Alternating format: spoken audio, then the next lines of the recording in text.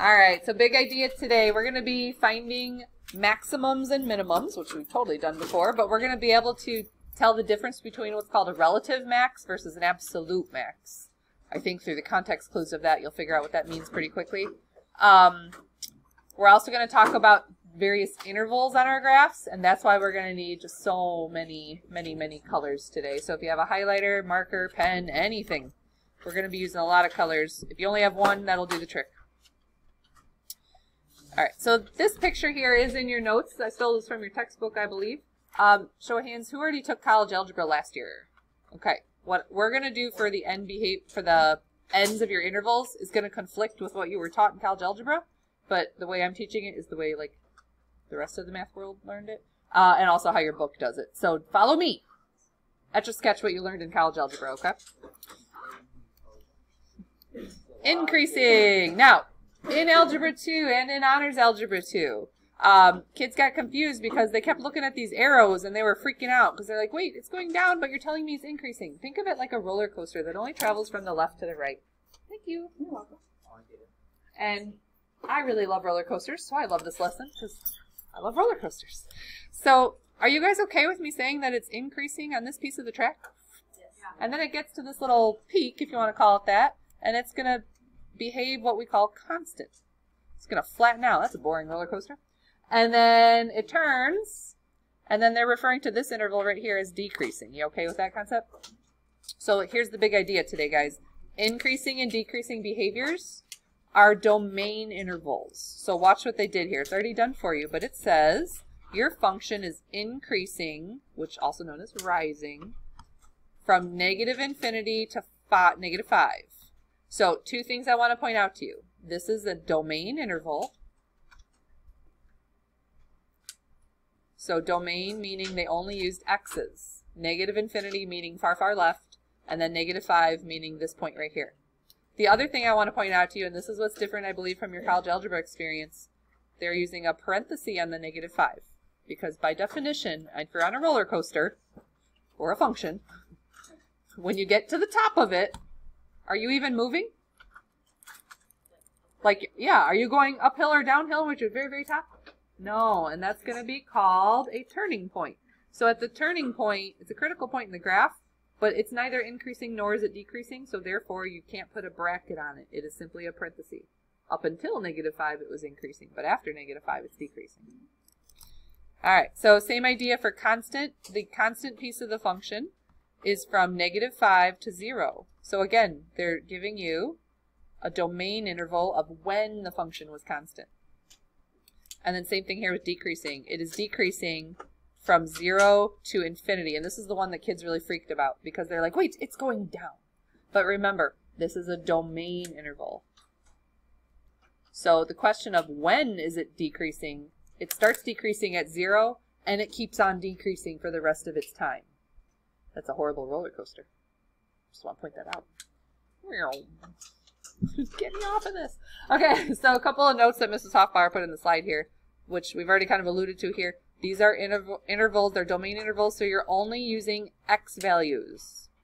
I don't want to talk about y values when I'm asking you about a domain interval. And then write yourself a big note.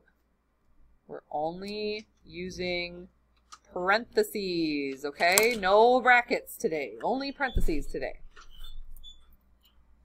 So let's take a look at, okay, first of all, this chart is out of your book. It's got a lot of good information on it, but this is the case where your book did a great job of taking what's not really a complicated situation and making it real complicated. So I'm just going to pretend like we didn't look at that. And let's talk about this problem right here. So this is in the middle of your notes page. And the directions originally said to use your calculator to find the relative maxes and mins and all this good stuff. We're just going to estimate it. So if we were to use the calculator, we would get much better than an estimation. So like there's going to be a moment in a minute where I don't really know what it is because I don't have bifocals on. And you guys are just going to tell me where you think it is. That's just going to be an estimation. But on our homework, we're going to be using our calculators. Relative max. So let's start our roller coaster travel. Boop, boop, boop, boop, boop. Right here. It reaches what's called a relative max. So a little bump up. Where is that? No, negative 1/2. Okay, so this is at negative 1.5 and the height is 0. So I'm going to add it to the graph itself, but then over here, they want to know what the max is and when it occurs. So the max itself is a 0, and it occurs at negative 1.5. Very good. So then, you know what? I should use a different color than green. That was a very bad idea. Let me use blue. I'm going to use green in a minute for something else. If you already used it, it's okay. You can commit to that. My the way the slides work is when I use a highlighter, it's like literally a highlighter, and if I highlight over an existing color, it changes the other color to something else, and then you can't read it. So, long story short, I'm using blue. All right, the next one, roller coaster. We're traveling.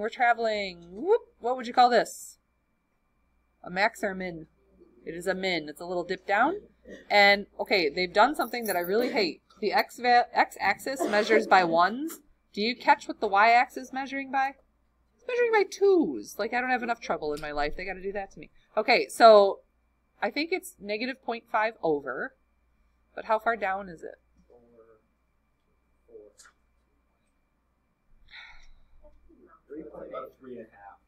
Negative 3.5, you want to go with that? Okay, and this is the key of, it's an estimation. If I actually found it, you know, whatever. But it's an estimation. So if you think it's negative 3.8, you put down negative 3.8. So a relative min of negative 3.5 is what I'm going with, occurs at negative 0.5. And then go continue on your roller coaster. It reaches this little peak here, which is referred to as a max. Where is that?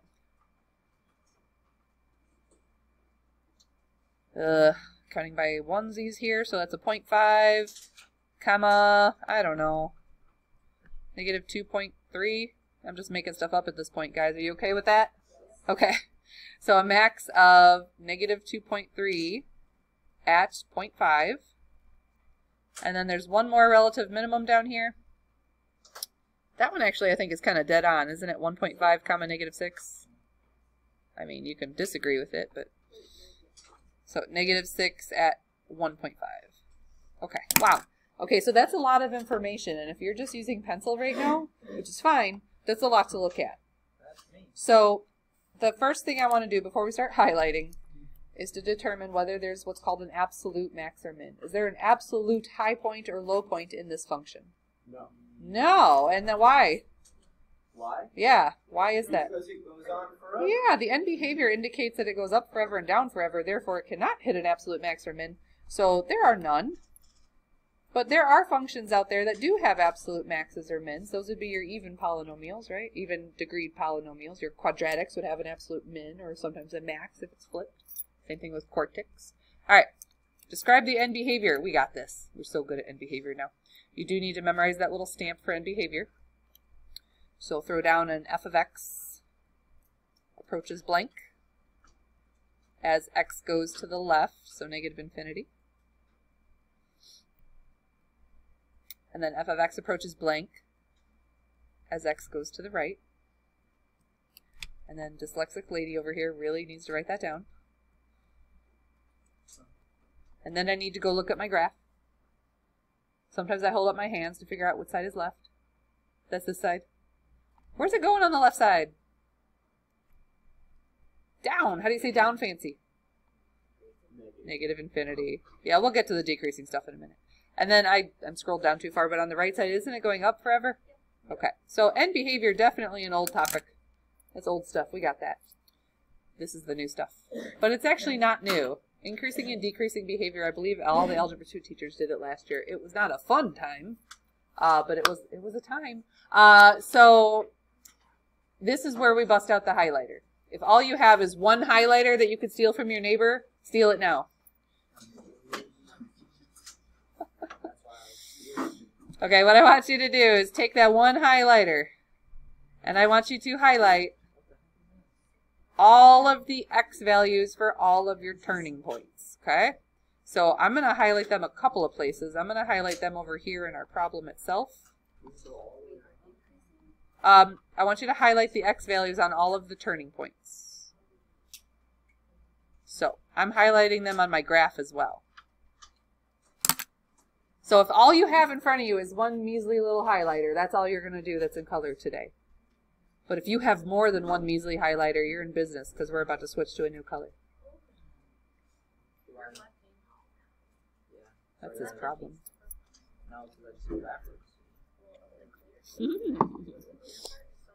Okay. If you are blessed with another highlighter or another color, now's the time to use it. I'm going to go to my roller coaster track over here, and I'm going to highlight all of the increasing pieces. I'm going to use green. Green feels like a good color for increasing. So this piece right here is an increasing piece. You okay with me saying that? Uphill. So is this little tiny piece. And so is this piece. If you have a third color, use it now. I'm going to go purple. Yeah, go highlight something in an appropriate color for you that's a decreasing roller coaster. I'm going to go purple, magenta, whatever color this is. Oh my goodness. Well, that's just the prettiest thing I've seen all day. Look at that. All right, here we go. You guys are about to tell me, and you might want to write this down in your notes, this is a question of when. That's the question. When is your function increasing and when is your function decreasing? That's why I asked you to highlight all of those X values in highlighter.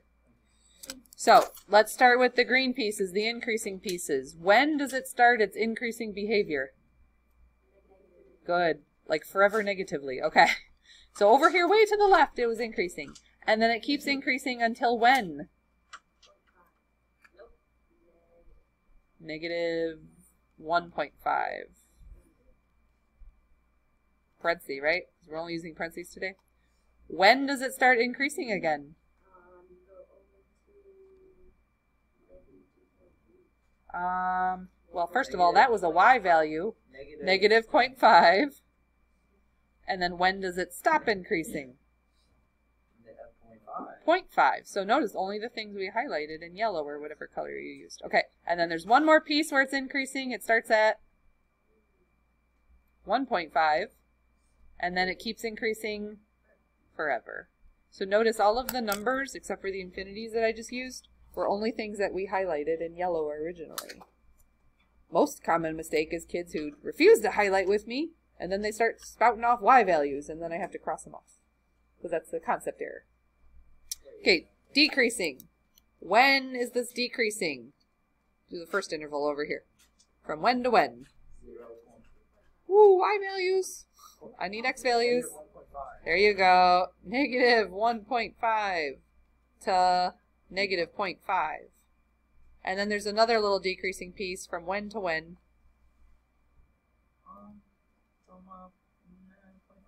0.5. Oh, that's a Y value, child. How about 1.5? You wrote your ordered pair wrong. Well, that's the worst. Okay. So, I'm going to be honest, guys. This gibberish over here on the left side of my screen, that does not help my brain filter through what's going on. All my work happens over here in the graph. So when we get to a question coming up where there's nothing and you just are supposed to answer a bunch of things, the first thing I do is I draw what I determine to be a pretty decent graph. But it's me, so you know. Okay. Before we get to a big example, guys, let's talk about a brand new concept for everybody. Concavity. Okay. So this is actually a calculus concept, but I'm gonna really, I don't want to use the phrase dumb it down, but this is what we're doing. We're gonna dumb it down. It's really for me, not you, because the definition of concavity is very confusing and it's calculus based, and y'all don't know calculus. So when we have something that's called concave up, that means your function looks like some piece of a smiley face. So it's either the left side of a smiley face or it's the right side of a smiley face. See it? It's a smiley face. Concave up. Cup. We're going to call it cup. And then what do you suppose concave down looks like? A frowny face, yes. So it's either the left side of a frowny face or the right side of a frowny face. That's it. Yeah. So the inflection point is where the function switches concavity.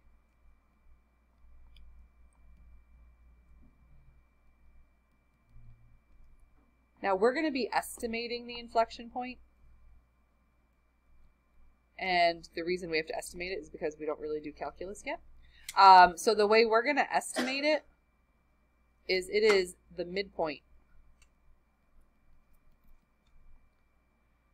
between the max and the min. So as a little description, like a graphic description for you. Ooh, that's ugly. Okay. So you have a maximum right here, and you have a minimum right here, and the inflection point is going to be smack dab in the middle of it for us. But can we step back and look at that? Do you guys realize that the blue point is the point where it switches from a frowny face to a smiley face? So that's by definition where the inflection point is, okay? So can someone remind me how I find midpoint real quick? X2 That's not midpoint, but you would add x1 plus x2. Now, this is the only part of midpoint I really care about, guys. The whole inflection point, I don't care where it's located in the y direction. I really just need the x. So that's the note I want you to write down to yourself. And then you're going to turn the page. Okay, so first things first, guys. On the back, you have 3 problems. We are A, not going to have enough time to do 3 problems, and B, we won't have enough space to do 3 problems. So you can go ahead and cross off number 3, and that allows you to use all of the space, all that white space for those 2 problems. Does that tell you anything? You're going to be using all that white space for those 2 problems, all right?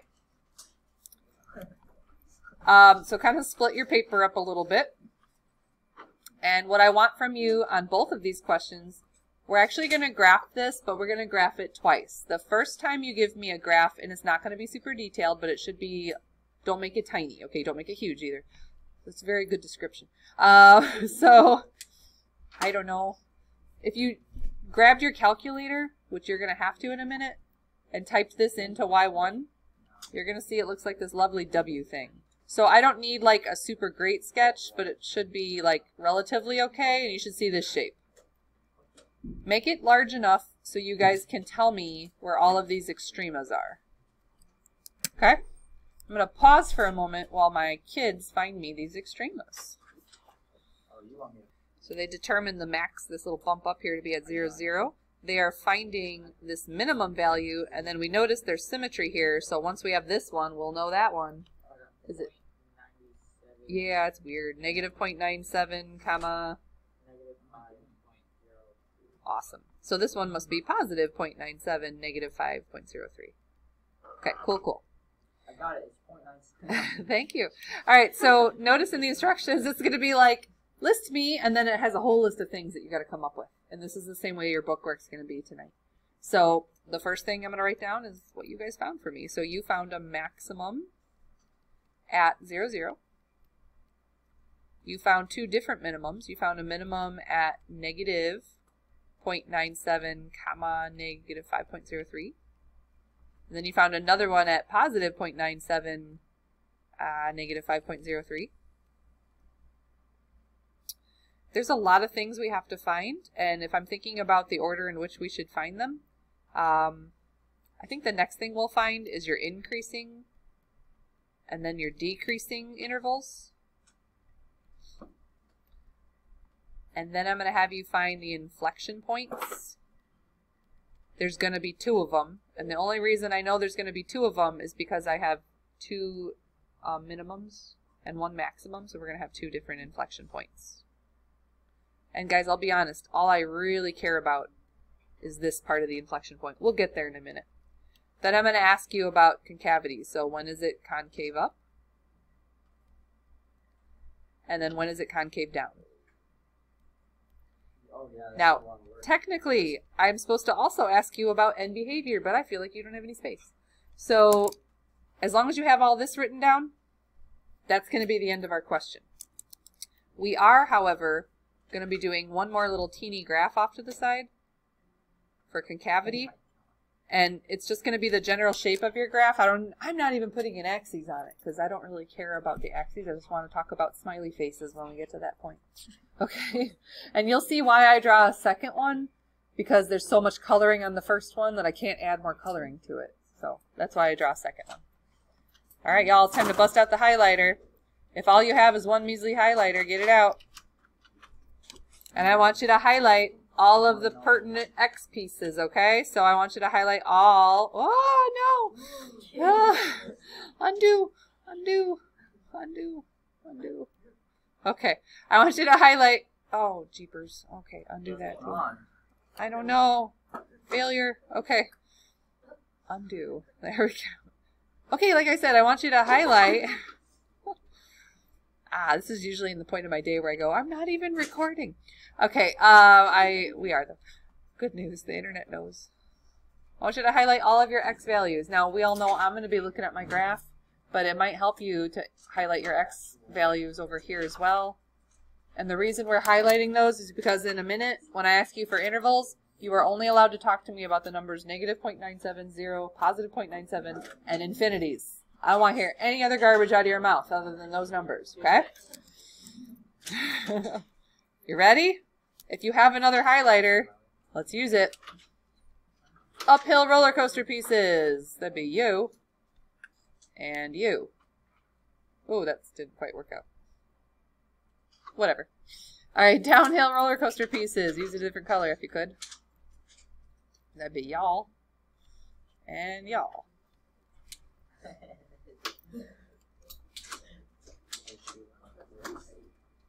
All right. I'm starting on the green increasing pieces. When does it start its increasing trek?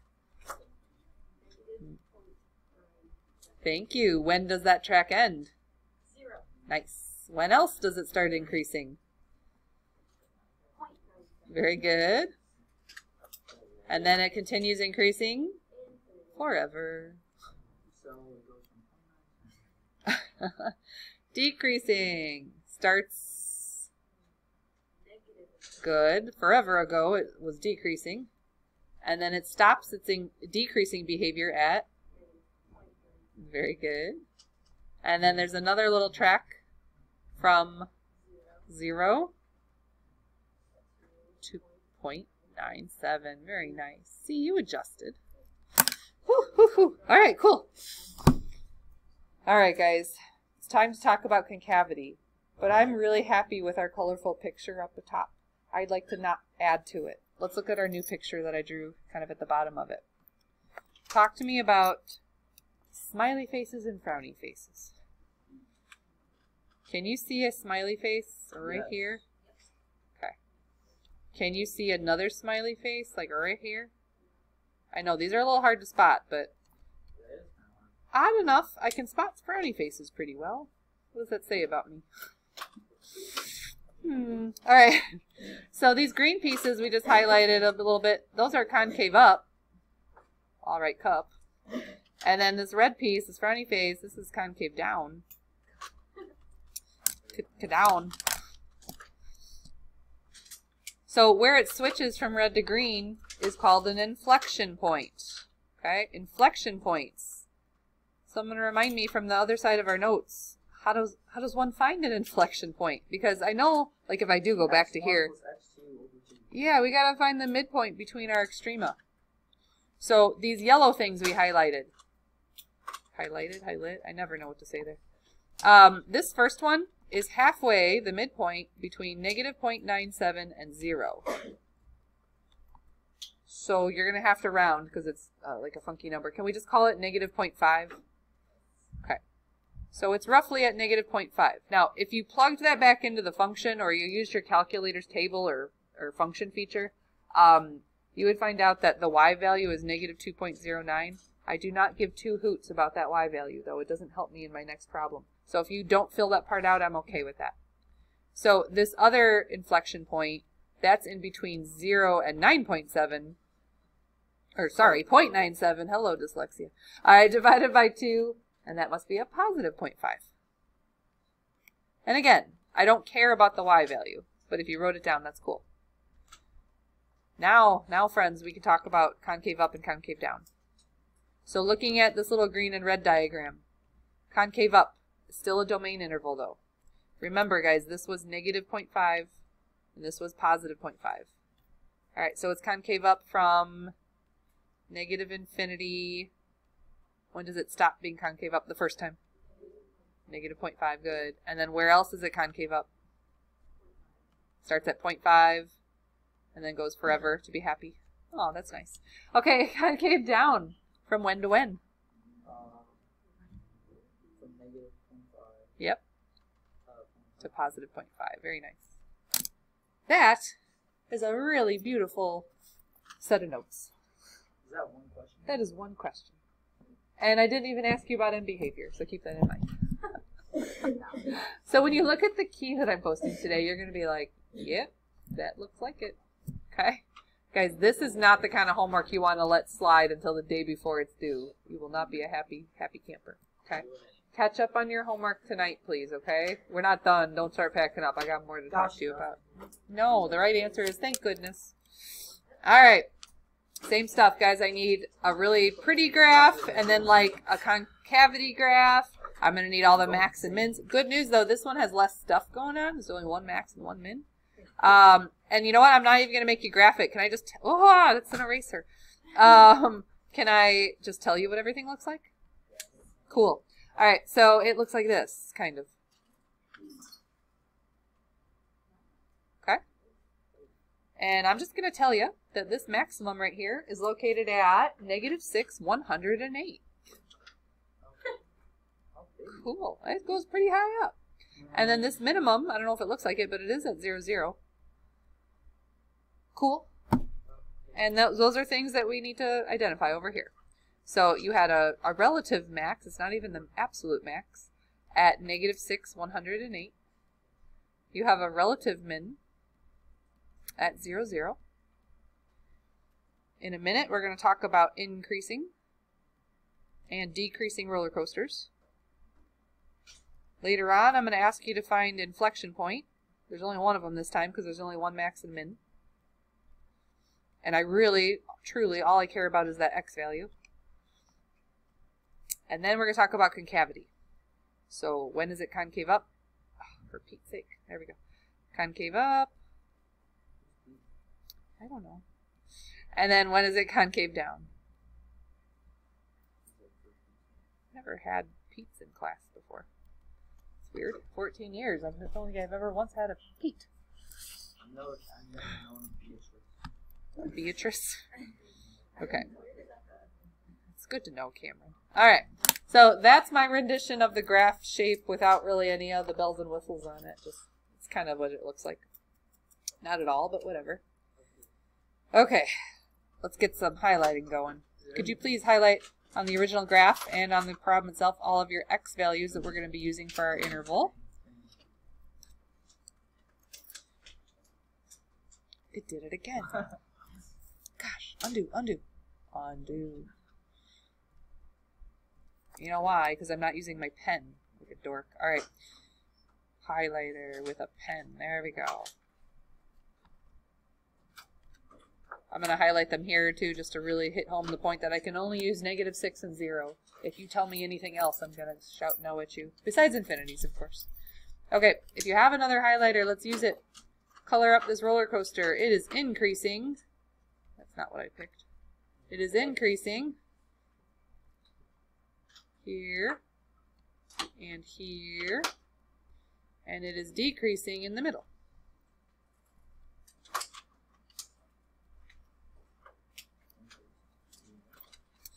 Okay, when is it increasing?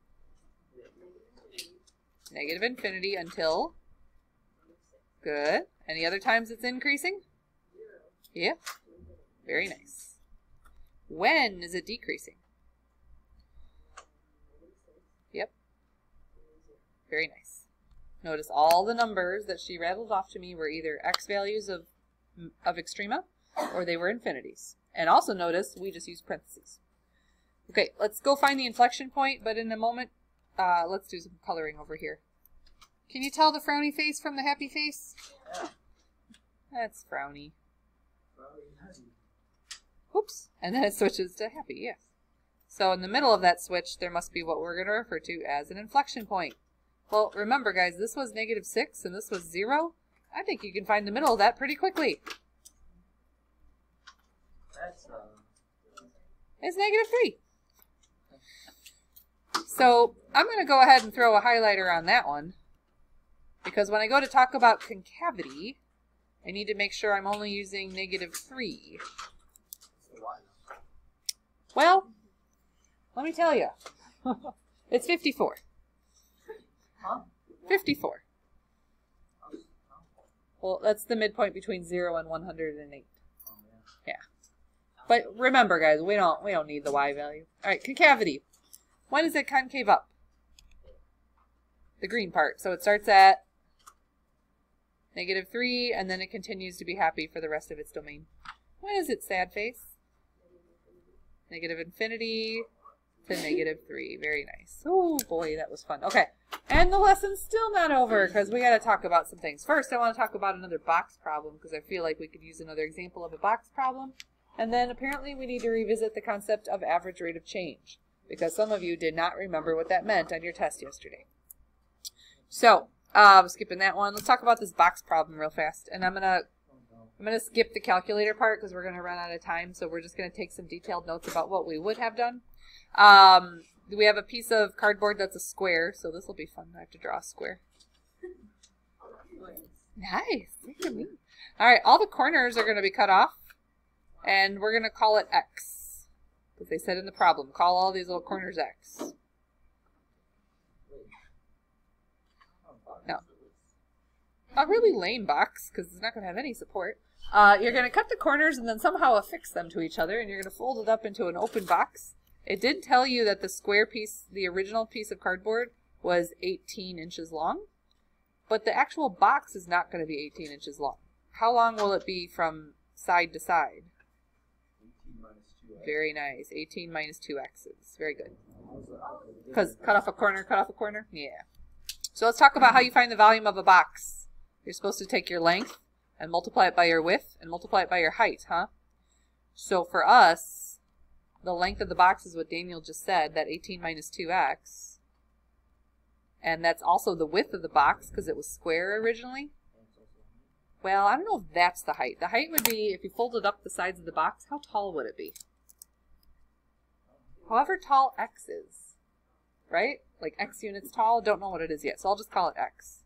So if we had time, guys, you would be typing this on your calculator in Y1, but we're going to skip this step, okay? You're going to graph it, you're going to fix your window, and then you have to find the maximum, okay? You have to find the maximum. Turns out, spoiler alert, the maximum is at 3,432. But here's the trick. You got to interpret what that even means. Okay. So if I'm telling the assembly line what they're supposed to be doing, I'm going to tell them you need to cut out corners that are 3 inches. And what's the significance of 432? It's the volume. It's the volume. Very good.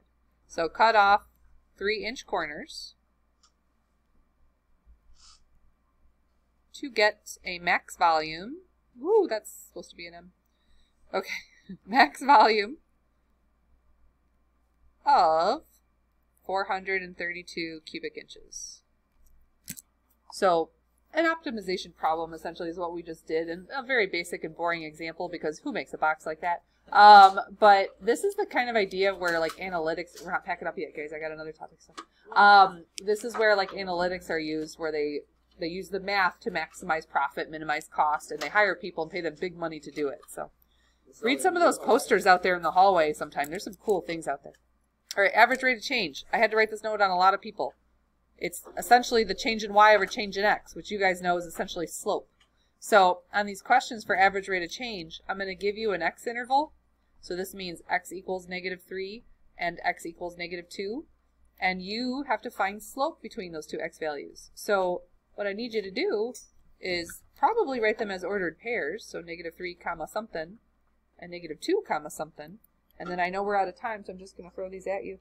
This comes out to a 29, and this one comes out to a 1, and I found those by plugging them in right here, okay?